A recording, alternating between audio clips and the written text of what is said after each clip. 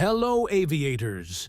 As you know, on the 29th of December, Jeju Air, Boeing 737-800, crash at Muan Airport in South Korea, killing 179 people.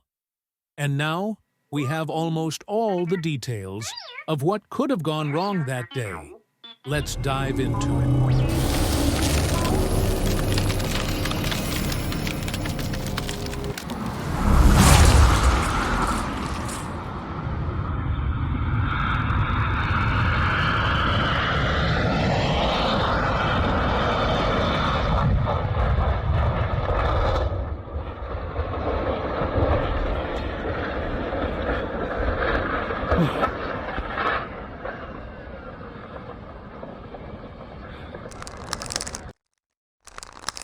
The black boxes, consisting of the cockpit voice recorder and flight data recorder, were retrieved by investigators just hours after the crash.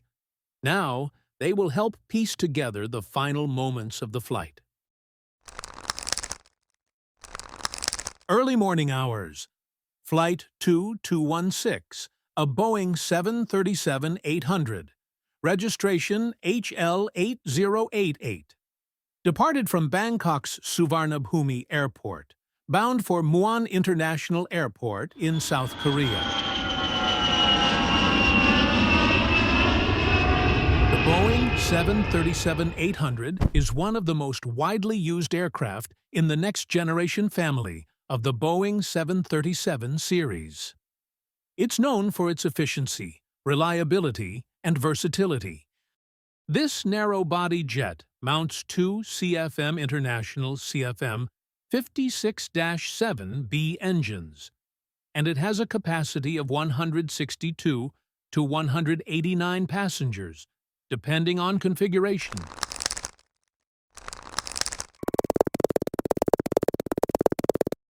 First, we are going to analyze Muan International Airport. It was opened in 2007 as part of South Korea's efforts to improve accessibility to this growing region. It serves the cities of Gwangju, Mokpo, and Naju. It has one main runway, designated Runway 01/19. It is a concrete runway with a length of 2,800 meters and a width of 45 meters. The runway can accommodate medium to large aircraft such as Boeing 737 and Airbus A320. Runway 19, the runway the pilots try to land, is equipped with a Category 1 Instrument Landing System, or ILS, allowing precision approaches in low-visibility conditions.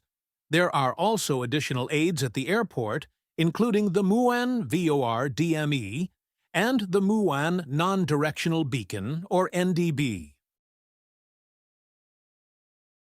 After almost 5 hours of flight, finally at 8:54 local time, Muan Airport Air Traffic Control clears the aircraft to land on Runway 01.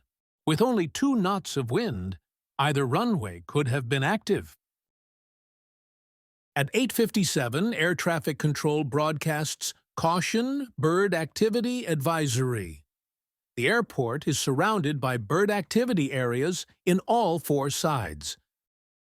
At 8:59, Flight 2216 pilot reports bird strike, declares emergency, Mayday, Mayday, Mayday, and bird strike, go around.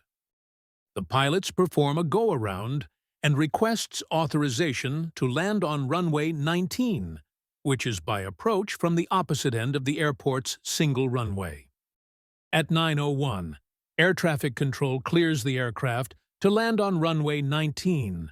Unfortunately, the plane touches down on the runway about 1,200 meters down on the 2,800 meters long runway. At 9:02, Air Traffic Control alerts crash bell at Airport Fire Rescue Unit, and the fire brigade deploys the fire rescue equipment. Unfortunately, despite the crew's efforts, the situation quickly turned catastrophic. The aircraft overran the runway, collided with the ILS localizer structure, and burst into flames. of the 181 people on board, 179 tragically lost their lives. All 175 passengers and 4 crew members. Only 2 survivors were rescued, both crew members seated at the rear of the aircraft. Both survivors were immediately taken to a nearby hospital, suffering severe injuries and burns. Now, let me share my theory on what might have happened. Of course, we won't know the full story for certain until the investigation is complete, which could take several months or even longer. But based on what we've seen so far, if we analyze the decisions the pilots took during those final moments, for me, there's only one plausible scenario. I believe that, for one reason or the other, they likely lost thrust on both engines, maybe a second bird strike, or any other reason. That would explain why the pilots attempted to land on the opposite runway, runway 19, instead of completing a visual circuit and landing on their original runway, runway 1. Now, it's true that with only 2 knots of wind, either runway would have been suitable for landing. But here's where things get interesting. Why didn't they deploy the landing gear? Were they unable to extend it? Even using gravity extension, the mechanical backup system, or was it a conscious decision? If it was intentional, there's only one logical explanation. The aircraft had become a glider. Another serious issue may have caused a total loss of thrust.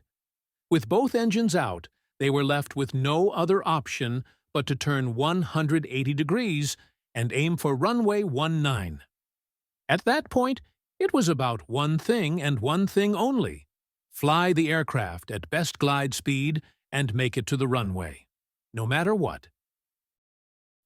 Unfortunately, due to the hydraulic failures caused by the bird strike, they were unable to extend flaps or slats, and without landing gear, they approach at a higher speed than they would normally do, causing them to land outside the touchdown zone, and unable to stop the aircraft, they overrun the runway, with the bad luck that the localizer structure was on their way. Now, this is, of course, just a theory, but it's one that I believe fits the actions taken by the pilots. What do you think? Why didn't they deploy the landing gear?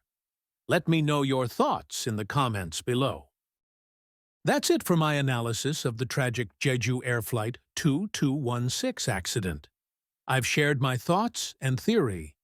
But what do you think happened? Was it a bird strike, engine failure, or something else entirely? Let me know your thoughts in the comments below, and let's start a conversation about it. If you found this video informative or provoking, make sure to give it a like and subscribe to the channel for more aviation analysis and insights.